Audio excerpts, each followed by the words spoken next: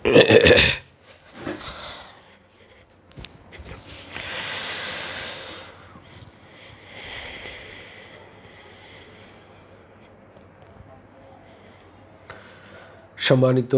SSC পরীক্ষার্থী এবং অভিভাবক, আসসালামু আলাইকুম।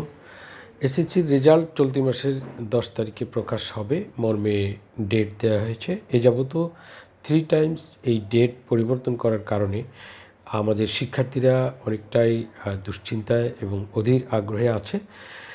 ব্যক্তিগতভাবে একজন শিক্ষক হিসেবে এসএসসির রেজাল্টের পূর্বে যেহেতু আমার কিছু শিক্ষার্থী এবার এসএসসি পরীক্ষায় অংশগ্রহণ করেছে, তাদের উদ্দেশ্যে সঙ্গত কারণে কিছু কথা আমি শেয়ার করতে চাই।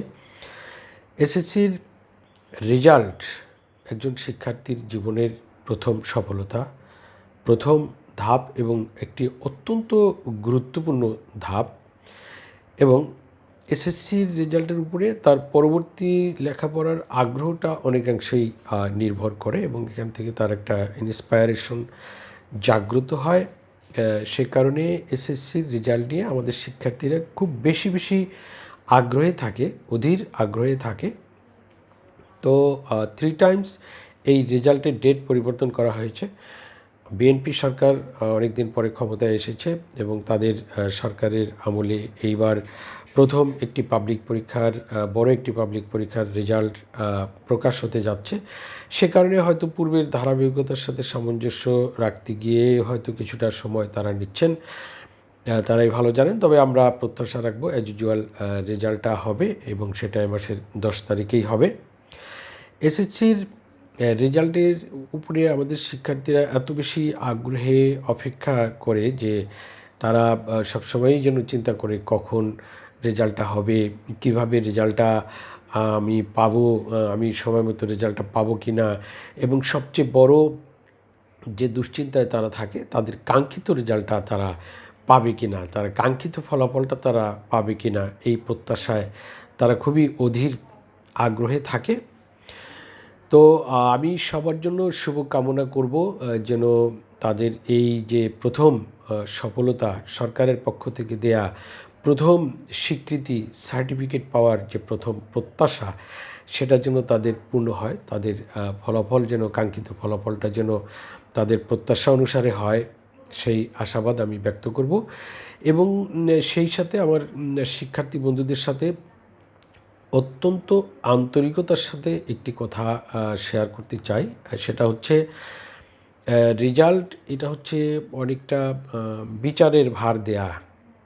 এই যাবত যে পড়াশোনা করেছেন আপনারা, তার একটা বিচারের ভার সরকারের হাতে ন্যস্ত করা হয়েছে এবং সরকার আপনাদের এটার রায় দেবে। রায়টা যে কী হবে, তো আশা করি ভালো হবে। এবং আমরা যে কথাটা আমি শেয়ার করতে চাই, অত্যন্ত সতর্কতার সাথে এবং আন্তরিকতার সাথে বলতে চাই যে রেজাল্টটা, অর্থাৎ ফলাফলটা কাঙ্ক্ষিত যদি কোনো ক্রমে না হয়, সেক্ষেত্রেও আমরা যেন ফলাফলটা স্বাভাবিকভাবে গ্রহণ করি, আমরা যেন খুব বেশি বিচলিত না হই। কী কারণে আমি বিষয়টা বলতে যাচ্ছি যে প্রতি বছর এসএসসির রেজাল্ট অ্যানালাইসিস করলে দেখা যায় যে রেজাল্টের দিন থেকে শুরু করে পরবর্তী 24 ঘন্টা 36 ঘন্টার মধ্যেই দেখা যায় যে বেশ কিছু ছাত্র খুবই শিক্ষার্থী, ছাত্রছাত্রী খুবই বিপদগামী সিদ্ধান্ত নিয়ে ফেলে তাদের কাঙ্ক্ষিত ফলাফল না পাওয়ার কারণে। গত বছরও আমরা বিভিন্ন পত্রপত্রিকায় দেখেছি যে কোনো জায়গায় এসেছে 6 জন, কোনো জায়গায় এসেছে 12 জন, কোনো জায়গায় এসেছে 15 জন শিক্ষার্থী আমাদের আত্মহত্যা করেছে। এত বিপদগামী সিদ্ধান্ত তারা নিয়েছে এবং প্রায় 30 জন শিক্ষার্থী তারা আত্মহত্যা করার মতো সিদ্ধান্ত নিয়েছিল। ভাগ্যক্রমে অনেকেই বেঁচে গিয়েছে। 6 জন বা 10 জন শিক্ষার্থী সত্যি তারা চিরতরে পৃথিবী থেকে চলে গিয়েছে, তাদের সকল স্বপ্ন ধূলিসাৎ হয়ে গিয়েছে।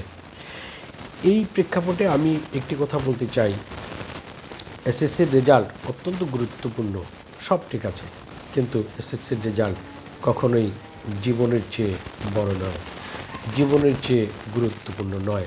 কাজে আমরা এটাকে অত্যন্ত স্বাভাবিকভাবে নেব। যদি কাঙ্ক্ষিত ফলাফল আমাদের না হয়, আমরা বোর্ড চ্যালেঞ্জ করার সুযোগ পাব, এক্সাম দেওয়ার সুযোগ পাব এবং এটাকে আবার আমরা আমাদের ইন্সপায়ারেশন হিসেবে নিয়ে আমরা ভবিষ্যতে আরও ভালো করার চেষ্টা করব। কাজে আমরা যেন কেউই কোনো রকম বিপদগামী কোনো সিদ্ধান্ত না নিই এবং রেজাল্টটাকে আমরা সহজভাবে গ্রহণ করি। আর এই সুযোগে আমি সম্মানিত অভিভাবক যারা আছেন তাদেরও বলতে চাই, তাদেরকে অত্যন্ত শ্রদ্ধার সাথে একটি কথা শেয়ার করতে চাই।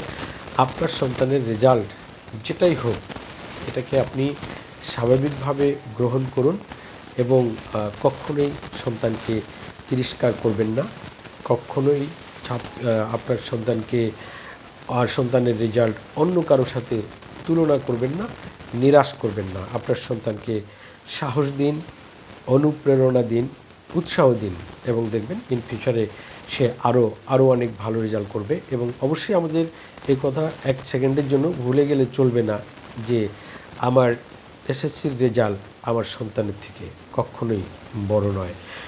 আমরা প্রত্যাশা করব এইবার রেজাল্টের পরে যেন কোনো রকম এরকম দুর্ঘটনা না ঘটে। জেনজির যুগ, এটা অত্যন্ত মডার্ন যুগ, এই যুগেও যেন আমাদের শিক্ষার্থীরা এরকম বিপদগামী কোনো সিদ্ধান্ত না নেয়, এই প্রত্যাশা রাখছি। সবার ফলাফল অনেক ভালো হোক, সবার সুন্দর রেজাল্ট হোক, কাঙ্ক্ষিত রেজাল্ট হোক। আমরা অপেক্ষা করছি 10 তারিখের জন্য। আল্লাহ হাফেজ। এ বাবারি আব্দু কি